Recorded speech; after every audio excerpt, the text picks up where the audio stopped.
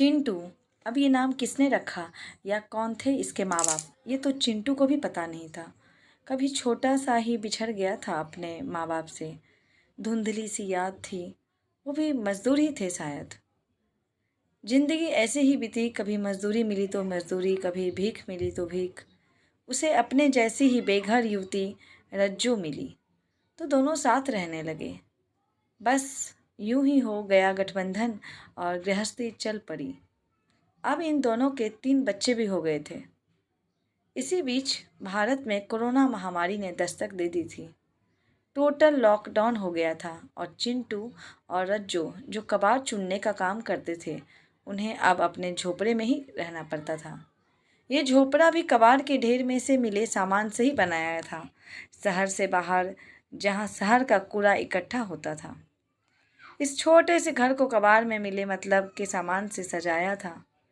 बच्चों को कुछ टूटे फूटे खिलौने दे रखे थे जो कबाड़ के ढेर में से ही मिले थे। इनकी पूरी जिंदगी पक्के मकानों में रहने वाले लोगों के द्वारा फेंक दिए गए कबाड़ से ही चलती थी। रज्जू और चिंटू बैठे देख रहे थे बच्चों को। रज्जू ने कहा, पुलिस डंडा मार मार के भगा रही, अब पन्नी प्लास्टिक तो मिले ना, किसी के घर भी रोटी ना मांग सके अब तो। चिंटू ने कुछ सोचते हुए कहा, सांझ को क्या देगी बालकों को, बचा है कुछ? रज्जू ने इस सवाल का जवाब अपनी भीगती आंखों से दिया। चिंटू की आंखें भी नम हो गई प्रत्युत्तर में। आंसू सबसे ज़्यादा सरलता से समझ आने वाली सांकेतिक भाषा होती है। रज्जू ने झल्लाकर कहा, जान क्यों नी दे रे काम करन को, इस पास वाले मोहल्ले में भी ना घुसन दे रे, नी तो मांग लाती थोड़ा सा आटा। चिंटू ने आखिरी कस खींचते हुए कहा, बीमारी फैल रही, कसी आदमी के धोरे जाते ही लग जा। रज्जू ने अपने उलझे बालों को सख्ती से सुलझाते हुए कहा, अमीरन की बीमारी है, कल बता रहे एक विदेश से लाया कोई हवाई जहाज में बैठ के। चिंटू अपनी गर्दन के दांत को खुजलाते हुए बोला, वो तो बैठ गए अपने महल में, हम कहाँ जाएं? सरकार के लॉकडाउन को 3 दिन गुजर गए थे। चिंटू रज्जू की जिंदगी में भविष्य के सपनों के नाम पर अगले समय पर भर पेट मिल जाने वाले खाने के ख्वाब होते थे। बस पन्नी चूक कर पैसे मिल गए तो कभी दुकान से लेकर कुछ खा लिया बच्चों के साथ। वैसे उससे इतना पैसा नहीं मिल पाता था। कभी कभी कूड़े में किसी घर का बचा हुआ खाना मिल गया तो वो खा लिया। कभी कबाड़ चुगते चुगते किसी घर से कुछ खाने को मांग लिया और भाग्य से गर्म और ताज़ा खाना मिल गया तो इनके परिवार की दावत हो जाती थी। इनकी पूरी जिंदगी भीख और कबाड़े में मिली जिन चीज़ों से ही गूंथ कर बनाई थी इन्होंने। और इस इस ज़िंदगी की जद्दोजहद हर शाम और हर सुबह के साथ खाने की तलाश से शुरू होकर उसकी तलाश पूर्ण होने पर सिमट जाती थी। बस सरकार ने मजदूरों को 1,000 देने की घोषणा की थी, लेकिन दुनिया में चिंटू और रज्जू जैसे भी लोग थे जिनका नाम शायद ही दुनिया के किसी सरकारी दस्तावेज पर इतने ढंग से लिखा हो। और बैंक खाता क्या होता है, ये तो इन्होंने ख्वाब में भी नहीं सोचा था।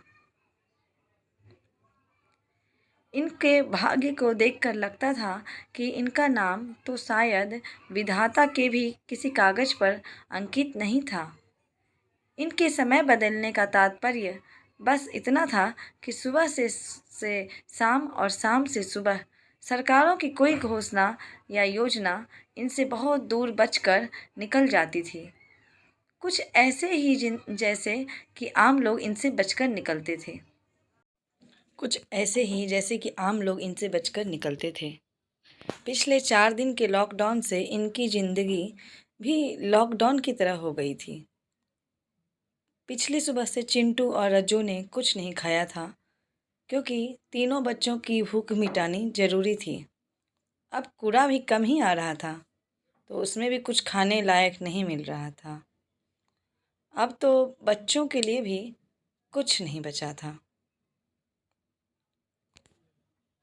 चिंटू कुछ सोचकर उठकर चल दिया और ठेकेदार जिसे ये पन्नी और कबाड़ बेचते थे उसके हत्थे के बाहर चल रही चर्चा को सुनने लगा। वहाँ भी कोरोना महामारी को लेकर ही चर्चा चल रही थी।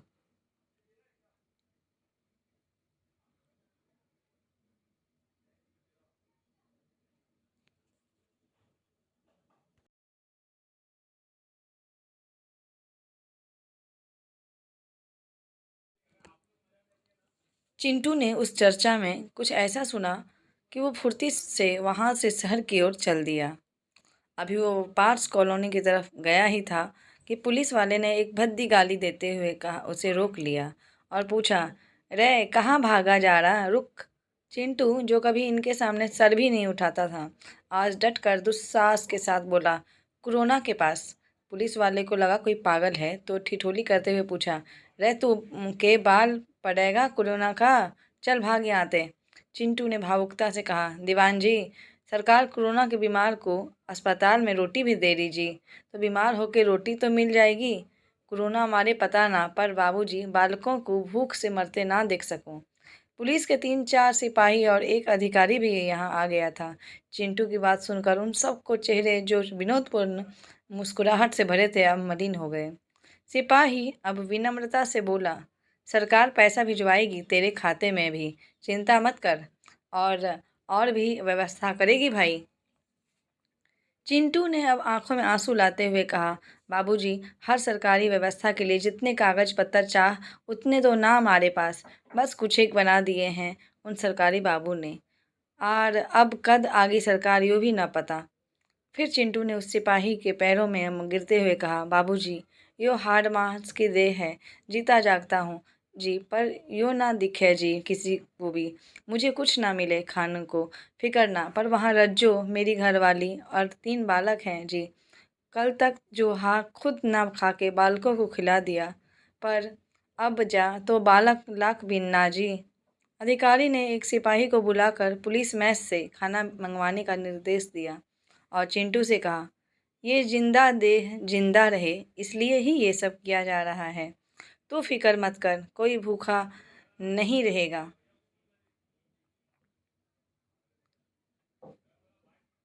तभी थोड़ा फासले से एक आवाज़ आई, सर। पुलिस अधिकारी ने आवाज़ का स्रोत तलाशने के प्रयास में इधर उधर गर्दन घुमाई। तभी पुनः आवाज़ आई, सर यहाँ ऊपर। पास के ऊंचे अपार्टमेंट के फ्लैट बालकोनियों में खड़े लोगों में से एक व्यक्ति की आवाज़ थी ये। उसने कहा, सर आप बस परमिशन दीजिए और ये देखिए कि शहर में और कहाँ कहाँ खाने की ज़रूरत है, बाकी हम देख लेंगे। हमारी कॉलोनी के लोग ही नहीं, शहर में और भी लोग हैं जो इसमें साथ दे देंगे। पुलिस अधिकारी अभी कुछ सोच ही रहे थे कि एक अन्य व्यक्ति अपनी बालकनी में से ही बोला, आप कोरोना से लड़िए सर, हम इस भूख से लड़ लेंगे, लड़ाई हमारी भी है। पुलिस अधिकारी के चेहरे पर मुस्कान फैल गई और गरिमा के साथ उत्तर दिया, जी अभी तो इनके खाने की व्यवस्था हम ही कर देते हैं, बाकी आप लोग से मिलकर इस योजना पर आज शाम से काम कर लेते हैं, लेकिन हमें सोशल डिस्टेंसिंग का ख्याल भी रखना होगा, याद रखिए।